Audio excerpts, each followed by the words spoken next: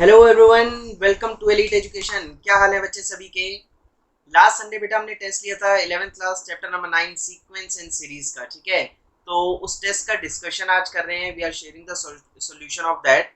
आप लोग सभी चेक करें, करेक्शन देखें, कहाँ कहाँ गलती है, कहाँ कहाँ क्या क्या इश्यूज आ रहे हैं, उन सबको वेरीफाई करें और रेक्टिफाई करके करेक्शन वर्क सबमिट करेंगे। ठीक है, so we are starting with it. All the best, let's go for it. So test discussion for chapter number 9 sequence and series. पहला क्वेश्चन कह रहा है बेटा, एक एपी है और उस एपी के जो एंगल्स हैं, मतलब एक क्वाड्रिलेटरल है, क्वाड्रिलेटरल के एंगल्स जो हैं वो हैं एपी में, और हर दो कंसेक्यूटिव एंगल्स के बीच का जो सम है दैट इज 10 डिग्री। कितना? 10 डिग्री का सम है, डिफरेंस है। ठीक है, तो अगर मैं पहले एंगल को x मान लेता हूं तो मेरा अगला एंगल क्या बचेगा? x + 10। And what will be next? 10 का डिफरेंस है, तो अगर पहला x + 10 हो गया तो अगला कितना? x + 20 and then it is x + 30। एक बात आप लोगों को याद रखनी है, क्या? क्वाड्रिलेटरल के चारों एंगल्स का सम होता है भाई 360 डिग्री। कितना होता है बेटा? 360 डिग्री, 360 डिग्री। ये बात आपको सभी को पता है। अगर हम कैलकुलेट करते हैं तो लेफ्ट हैंड साइड पे I get 4x + 60 degree equals to what? 360 degree. अब बेसिक अर्थमेटिक है आपकी, यहां से आप x की वैल्यू निकालेंगे तो 4x आपका आ जाएगा 300 डिग्री और x की वैल्यू आएगी 75 डिग्री के बराबर। x is equal to 75 degree. But x मैंने सबसे छोटा एंगल लिया था। ठीक है, और हमें निकालना है लार्जेस्ट एंगल। हमें क्या निकालना है? लार्जेस्ट एंगल निकालना है। तो लार्जेस्ट एंगल की बात करें, if I talk about the largest angle, तो लार्जेस्ट एंगल क्या है बेटा? x + 30। लार्जेस्ट कौन सा है आपका? x + 30 is the largest angle. x + 30, या फिर क्या कह सकता हूं, 75 प्लस का 30। So the largest angle I get is 105 degree, that is option number B. कितना? 105 degree, that's the required answer. ठीक है, ऑप्शन नंबर बी है आपका, this would be your right answer. Okay, next बात करते हैं। Second question, sum of n terms दिया हुआ है। क्या दिया हुआ है? Sum of n terms. कितना दिया हुआ है? 3n + 2n²। कैसे निकालते हैं? सबसे पहले भैया s1 और s2 निकालेंगे। s1 और s2 कैसे? n की वैल्यू 1 और n की वैल्यू 2 डालकर बेसिक। तो सबसे पहले अगर मैं s1 की बात करूं तो your s1 is equal to what? 3 × 1 + 2 × 1 का स्क्वायर। 2 × 1 का स्क्वायर दैट इज 5। और s2 की बात करें, s2, your s2 would be 3 × 2 + 2 × 2 का स्क्वायर। तो यहाँ आ जाता है 4 दूनी 8 + 6 कितना? 14 के बराबर। 8 + 6 कितना? 14। अब a1 तो s1 के बराबर होता है, ये हम लोगों को पता ही है। a1 = s1 that is what? 5। और a2 जो होता है, जो सेकंड टर्म होता है, वो क्या होगा? पहले दो टर्म्स के सम में से पहले टर्म को अगर माइनस कर दूं, ध्यान से सुनिए, पहले दो टर्म्स के सम में से अगर पहले टर्म को सब्ट्रैक्ट कर दिया जाए तो आई वुड गेट a2। तो यहाँ से क्या आ जाएगा बच्चे? s2 - s1। s2 - s1, या फिर क्या कह सकते हैं, 14 - 5 दैट इज 9। a1 आ गया, a2 आ गया, क्या निकाल सकता हूँ? Common difference. क्या निकाल सकता हूँ? Common difference. कितना होता है कॉमन डिफरेंस? दूसरी term minus first term, second term minus first term, कितना हो गया? 9 - 5 दैट इज आंसर 4। 4 कौन सा? Option number D. Option number D, this is the required answer. I hope it's clear to everyone. ठीक है, ठीक है, नेक्स्ट देखते हैं। कह रहा है 9 terms the 9th term is equal to 13 times the 13th term. ध्यान से सुनिए, 9वें टर्म का 9 गुना 13th टर्म के 13 गुना के बराबर है। हमें कौन सा निकालना है? 22वां टर्म। हमें कौन सा निकालना है? 22nd टर्म हम लोगों को निकालना है। ध्यान से देखिए, हमें ये दिया हुआ है 9 टाइम्स इंटू a9, मतलब a9 का 9 times is equal to 13 times of a13। 13 times of a13 के बराबर है। तो a9 को क्या लिख सकते हैं? a9 is equal to a + 8d and 13 term क्या होगा? a + 12d। ठीक है ना, बिल्कुल जनरल फॉर्मूले से an होता है a + n - 1d।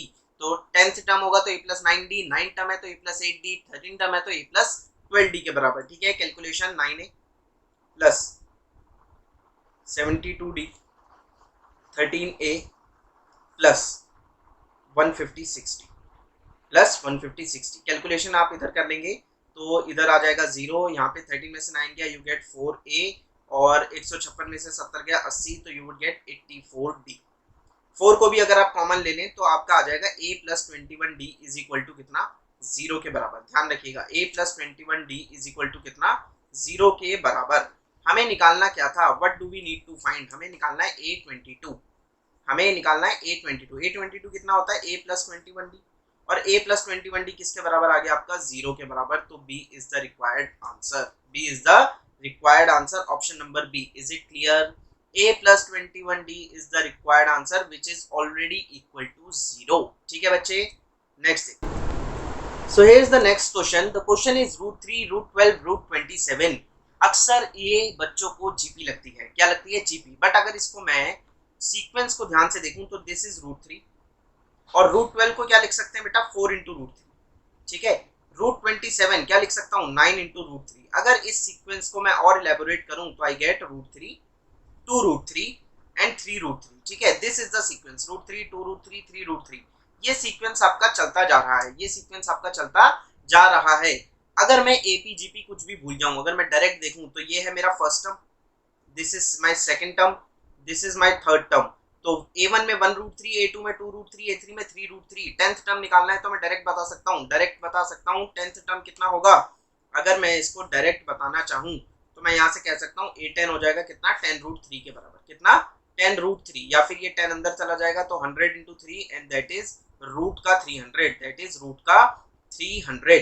So you get option A as the right answer, option A as the right answer. लेकिन अगर इसको मैं एपी कंसीडर करके आपको पूरा एलेबोरेट करके भी बताना चाहूं तो इस एपी का जो फर्स्ट टर्म है दैट इज रूट 3 और इसका जो कॉमन डिफरेंस है, इसका जो कॉमन डिफरेंस है that is also root 3, that is also root 3। यहां से आप अगर a10 निकालना चाहेंगे तो you would get the required answer, यहां से अगर आप a10 निकालेंगे तो you would get the required answer. Okay, next देखें बेटा, कह रहा है फॉर एन एपी 147 और 1088 find the 12th term from the end. पीछे से 12वां टर्म, ध्यान से समझिएगा, 12वां टर्म निकालना है लेकिन कहां से? पीछे से। तो मैंने क्या करा, इस एपी को ही रिवर्स कर दिया। मैंने कहा इस एपी को यार इस तरह से चलाओ, अगर यहाँ पर इससे पहला वाला टर्म आएगा तो 85 और अगर ये ऐसे चलती जाएगी तो यहाँ पर आ जाएगा 10 7 4 1, ठीक है। This is my required AP. अगर मैं इस एपी को इस तरह से मानूं तो पहला टर्म कितना आ जाएगा 88 और कॉमन डिफरेंस कितना आ जाएगा, डी की वैल्यू कितनी हो जाएगी माइनस का 3, डी की वैल्यू कितनी माइनस का 3। अब मुझे निकालना है a12, तो a12 कितना हो जाएगा a plus 11d, a plus 11d that is what 88 plus 11 into minus का 3 and 88 minus 33, 88 minus 33 you get 55 as the required answer, 55 is my required answer, ठीक है। एंड से निकालना था, ध्यान से समझिएगा, एंड से 12th टर्म निकालना था। मैंने क्या ट्रिक लगाई, मैंने एपी ही रिवर्स कर दी, जो आपकी शुरू से जहां से शुरू हो रही थी उस चीज को मैं एंड में ले गया। कॉमन डिफरेंस जो +3 का चल रहा था उसको मैंने -3 बना दिया, जो फर्स्ट टर्म था उसको लास्ट टर्म को फर्स्ट टर्म, पूरी एपी रिवर्स कर दी। तो जो 12th टर्म पीछे से निकालना था वो मैंने आगे से निकाल दिया। Basically I got the required answer, ठीक है। इस पॉइंट को याद रखिएगा, B is the right answer 55। Okay, let's move on.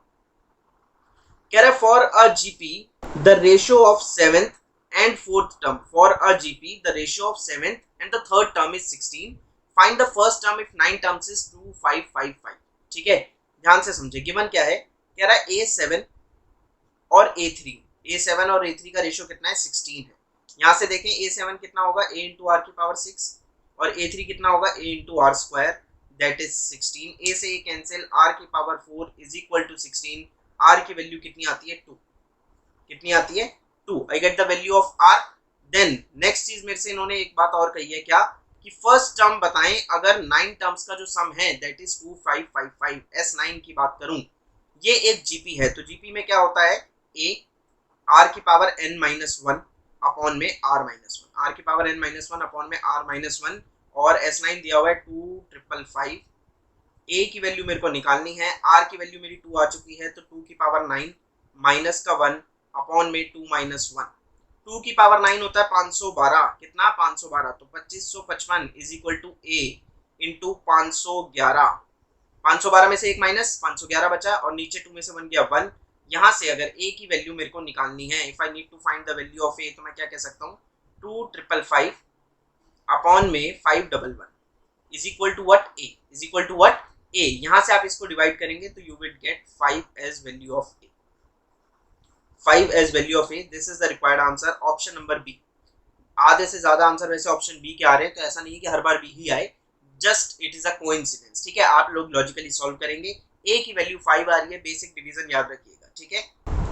Next कह रहे the third term of a GP geometric progression का एक सीक्वेंस दिया हुआ है, थर्ड टर्म 3 है, the product of first time of this sequences कितना होगा। a3 की वैल्यू, a3 मतलब कितना होता है ar स्क्वायर की वैल्यू इसने 3 दे रखी है, ठीक है। Now what I need to find is the product of first 5 terms. Product of first 5 terms का मतलब a into ar square into ar cube into ar की पावर 4, ठीक है। ये क्या हो गए मेरे पहले 5 टर्म्स, इसका सम मेरे को बताना है, ठीक है। तो ध्यान से देखें, अगर मैं a के ले लूं तो a की पावर 5 और r की पावर 4 प्लस 3 7 प्लस 2 9 और 1 कितना 10, ठीक है। ar 5 a की पावर 5 r की पावर 10, या फिर इसको ऐसे लिख सकता हूँ ar स्क्वायर की पावर 5, ar स्क्वायर की पावर 5, और ये वैल्यू मेरी यहाँ से आ जाएगी। ar स्क्वायर की वैल्यू कितनी थी मेरी 3, 3 की पावर 5, 3 की पावर 5 कितना होता है 243, 3 की पावर 5 कितना होगा 243, 243 इज द रिक्वायर्ड आंसर। बहुत बेसिक सा क्वेश्चन था बेटा, सिंपल क्वेश्चन है, बस लॉजिक आपको पता होना चाहिए। You must go with your logic, answer अपने आप निकलता रहेगा, ठीक है बेटा। बिल्कुल कुछ और नहीं करना है, सीधा सीधे सी बात रखनी है। जैसे आपको बताया गया है एपी में 5 टर्म्स है, ए आर क्यूब ar की पावर 4 और A R square ar cube और ar 4 लेकर आपने सॉल्व कर लेना है, ठीक है। Next, okay, so the question is not exact here. Question was like 4 की power x and 4 की power 1 minus x, 4 की power x and 4 की power 1 minus x, this was the exact question and we need to find the minimum value, we need to find the minimum value। ध्यान से सुनिएगा, हमने एक rule पढ़ा था क्या कि arithmetic mean is always greater than equal to geometric mean. किन्हीं भी दो नंबर का अरिथमेटिक मीन उनके ज्योमेट्रिक मीन से बराबर या बड़ा होता है, ठीक है। अरिथमेटिक मीन क्या होता है, दो नंबर्स का a plus B by 2, a plus B upon में 2। ज्योमेट्रिक मीन क्या होता है रूट का a, ज्योमेट्रिक मीन कितना होगा भाई रूट का a b। अब मेरे पास दो नंबर है, एक है 4 की पावर x, एक है 4 की पावर 1 माइनस x, तो इनका जो अरिथमेटिक मीन है मतलब 4 की पावर x प्लस 4 की पावर 1 माइनस x अपॉन में 2, अपॉन में 2 किससे बड़ा होगा, किससे बड़ा होगा 4 की पावर x इंटू 4 की power 1 minus x under root, इसमें अंडर रूट में, तो 4 की पावर x और 4 की power 1 minus x under root में इससे बड़ा होगा, ठीक है। तो यहाँ पर इसको अंडर रूट में लिख लेते हैं कुछ इस तरह से। नाउ इसको क्या लिख सकता हूँ मैं 4 की पावर x प्लस 4 की power 1 minus x is equal to, यहाँ पर देखें बेटा ये वाला नीचे वाला 2 ऊपर चला गया, और अंडर रूट की बात करें तो अंडर रूट में क्या चल रहा था, बेसिस सेम होने की वजह से पावर हो गई ऐड, तो कितना हो गया x plus 1 minus x, x plus 1 minus x, x से x कैंसिल। अब यहाँ से बात करें तो 4 की पावर x प्लस 4 की power 1 minus x is equal to 2 की पावर अंडर रूट में 4 की पावर 1, 4 की पावर 1 मतलब 2, तो यहाँ से आ जाएगा 4 की पावर x प्लस 4 की power 1 minus x is equal to 2 into 2। तो जो मिनिमम वैल्यू आ रही है, अच्छा ये इक्वल टू नहीं है, this is greater than equal to, this is greater than equal to, तो ये आपका कितने वैल्यू आ जाएगी, ये आपकी मिनिमम वैल्यू 4 होगी, 4 या 4 से बड़ी, क्या होगी मिनिमम वैल्यू आपकी क्या होगी 4 या 4 से बड़ी। सो this is the minimum value, option number D is the right answer. बहुत इंपॉर्टेंट क्वेश्चन था, ध्यान से समझिएगा। दो नंबर्स का सम हमें बताना था मिनिमम कब होगा, तो हमने कहा यार उनका जो अरिथमेटिक मीन है उनकी मिनिमम वैल्यू निकालनी थी। हमने कहा जो अरिथमेटिक मीन है वो ज्योमेट्रिक मीन से बड़ा होता है, सेम फॉर्मूला उन्हीं दो नंबरों पे लगाया गया। राइट हैंड साइड पे देखा कि बेसिस जो थे वो सेम होने की वजह से पावर हो गई ऐड, पावर ऐड हो गई तो x से x कैंसिल, 4 की पावर बची 1, रूट से बाहर निकला 2, 2 से multiply and I got the minimum value as 4। This is the required answer, ठीक है। नेक्स्ट कह रहे find the sum of all 2 digit numbers which when divided by 4 yield 1 as a reminder. 2 digit के number जो 1 से divide होने पर क्या, जो 4 से डिवाइड होने पे 1 रिमाइंडर दे, क्या दे रिमाइंडर 1। तो सबसे छोटा 2 डिजिट का नंबर जो 4 से डिवाइड होता है वो क्या है 4 3 जा 12, क्या है 12, रिमाइंडर चाहिए 1, तो सबसे छोटा नंबर मेरा क्या बनेगा 13, सबसे छोटा नंबर क्या बनेगा 13। नेक्स्ट बनेगा 17, क्योंकि 16 पूरा पूरा डिवाइड होता है 17 पे रिमाइंडर 1 बचेगा, 20 पूरा पूरा डिवाइड होता है 21 पे रिमाइंडर 1 बचेगा। लास्ट टर्म की बात करें तो लास्ट कौन सा 2 डिजिट का टर्म है 96, कौन सा 96, हमारा क्या आएगा 97, हमने क्या लिया 97, क्यों? क्योंकि एक रिमाइंडर चाहिए था। क्या चाहिए था? एक रिमाइंडर चाहिए था। So this is my required series, this is my required series. A की बात करें, A is 4, sorry, a is 13, d is 4, a is 13 and d is 4। First term 13 है, d है 4 और जो लास्ट टर्म है an वो कितना है 97। कितना है 97। हमें क्या निकालना है? हमें निकालना है सम। तो सम के लिए पहले number of terms, number of terms कैसे निकलेंगे? an is equal to a plus n minus 1d, an is equal to a plus n minus 1d, या फिर क्या कह सकते हैं 97 is equal to 4 plus n minus 1 into में 4। अच्छा 13 आएगा, पहली जगह a की जगह आएगा 13, दिस इज 13। ठीक है बच्चे, इसको आप सही रख लेंगे। ये आ जाएगा 13, यहाँ से गए 7 से 3 गया 4, 9 में से 1 गया 8, 84 is equal to n minus 1 into में 4, 21 आ जाएगा इधर, और यहाँ से n की वैल्यू कितनी आएगी 22 के बराबर। ठीक है, n की वैल्यू आ गई 22। मेरे को क्या निकालना है? Sum of n terms. क्या होता है sum of n terms? n by 2 into first plus last term, a plus an। बिल्कुल सीधे सीधे फॉर्मूले लगा रहा हूँ, कुछ भी चेंज नहीं है। 22 अपॉन में 2 कितना? a की वैल्यू 13, लास्ट वैल्यू 97, कितनी 97, कितना हो जाएगा 11 इंटू 100 110, कितना हो जाता है 11 का 1210। ठीक है, so C is the right answer 1210, that's my required answer. ठीक है, बस नंबर ऑफ टर्म्स निकालने थे और उसके बाद डायरेक्ट फॉर्मूला। ठीक है, very good. So here comes the last question बेटा, और ये बच्चों ने बताया कि भैया ये वाला क्वेश्चन काफी ज्यादा मुश्किल था। So let's do it in a very simple way. दिया हुआ है sum of n terms qn square के बराबर, similarly sum of m terms qm square के बराबर। हमें निकालना है q टर्म्स का sum sq। So we need to find sq, sum of q terms. सबसे पहले देख लेते हैं क्या क्या दिया हुआ है। मेरे को दिया हुआ है sn is equal to qn square, Sn is equal to Qn square. Sn मतलब सम ऑफ n टर्म्स कितना हो गया n by 2, 2a plus n minus 1 by 2, n minus 1 d, 2a plus n minus 1 d किसके बराबर? Qn square के बराबर। ठीक है, एक n से एक n कट गया, इस 2 को अंदर ले जाते हैं बेटा, तो ये बचेगा a plus n minus 1 into में d by 2 is equal to कितना? Qn के बराबर। कितना? Qn के बराबर। ठीक है, क्या करा हमने? n से n काट दिया और 2 को अंदर ले गए, तो 2a से कैंसिल बचा a, n माइनस 1 अपनी जगह d के साथ 2 आ गया, तो d by 2 is equal to qn के बराबर। ठीक है, सिमिलरली देखो इसने sm की वैल्यू कितनी दी हुई है? एक तो sm दिया हुआ था और दूसरा क्या दिया हुआ है? sm। तो sm इसने दिया हुआ है qm स्क्वायर के बराबर, qm स्क्वायर। सेम पैटर्न, तो सिमिलरली मैं ये कह सकता हूँ कि a plus m minus 1 d by 2 is equal to कितना? q इंटू एम के बराबर। कितना? q इंटू एम के बराबर। ये आ गई सेकेंड स्टेप। अब क्या करा मैंने कहा भाई फर्स्ट में से सेकंड को माइनस कर दो, फर्स्ट में से सेकंड को माइनस कर दें, तो a से a कैंसिल हो जाएगा, d by 2 common n minus 1 m minus 1। ध्यान से देखें क्या आ जाएगा?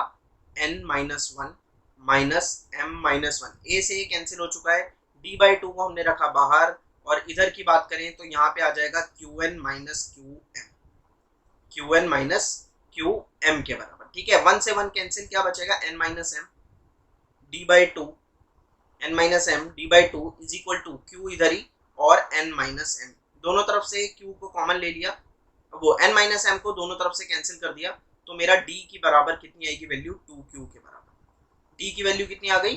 2q के बराबर। ठीक है, इस वैल्यू को पुट इन फर्स्ट या सेकेंड, आप किसी में भी पुट कर सकते हैं, पुट इन फर्स्ट।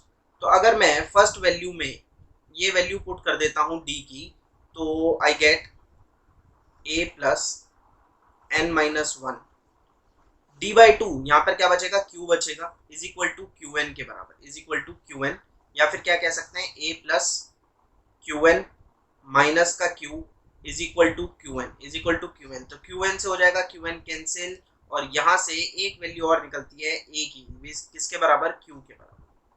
किसके बराबर? q के बराबर। ध्यान से देखिएगा, a प्लस qn माइनस का q, qn से qn cancel, a minus q था, तो a की वैल्यू किसके बराबर आ गई? q के बराबर। आई got the value for d, d की वैल्यू 2q है और a की वैल्यू q है, d की वैल्यू 2q, a की वैल्यू q। हमें क्या निकालना है? Sum of q terms. हमें क्या निकालना है? सम ऑफ क्यू टर्म्स, तो कितना हो जाएगा Q by two, 2a plus Q minus one into में डी।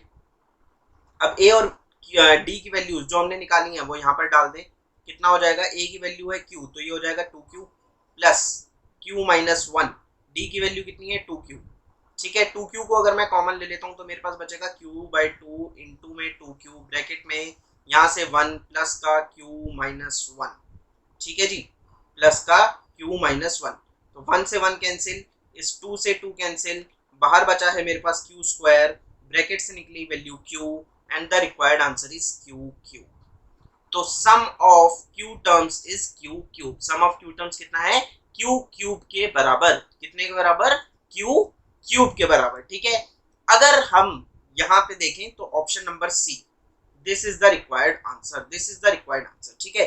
एक चीज और देखें बेटा, अगर मेरे को ऑप्शन के हिसाब से करना होता तो मैं कह रहा हूँ Sn की वैल्यू क्या है क्यू एम स्क्वायर, Sm की वैल्यू क्या है क्यू एम स्क्वायर। अगर आप यहाँ पर देखें SQ की वैल्यू मेरे को निकालनी होती तो Q तो रहता ही, और m स्क्वायर की जगह क्या जाता Q स्क्वायर, ये वैल्यू कितनी Q क्यूब के बराबर, आंसर डायरेक्ट भी आ सकता था। अगर तुक्का लगाते या किसी भी तरह से थोड़ा सा लॉजिकल सोच के चलते तो Q n स्क्वायर हो रहा है, m के टर्म्स में Q m स्क्वायर हो रहा है, तो Q के टर्म्स में क्या होगा Q into Q square, that is Q cube. तो ये आंसर मेरा डायरेक्ट भी आ सकता था, but I have shown you how it's come, पूरा प्रोसेस के थ्रू कैसे आया है। So this is over for the test, ठीक है। तो यहाँ पर हमारा बच्चे टेस्ट होता है खत्म। 10 क्वेश्चन का टेस्ट था, 10 ही क्वेश्चन हमने कर लिए, 15-20 मिनट का सारा काम था ये। अगर आप लॉजिकली तरीके से बताए हुए पैटर्न से क्वेश्चंस करेंगे, इसी तरह से क्वेश्चंस आपको टेस्ट में भी मिलने हैं, ठीक है। आपने क्या करना है, वीडियो को अच्छे से देखना है, सारे क्वेश्चंस को वॉच करना है प्रॉपरली, अच्छे से थॉरोली करना है, जो भी करेक्शन है उसको देखना है कहाँ कहाँ गलत है और करेक्शन वर्क करना है, ठीक है। आज के लिए इतना ही, thank you very much, over the day.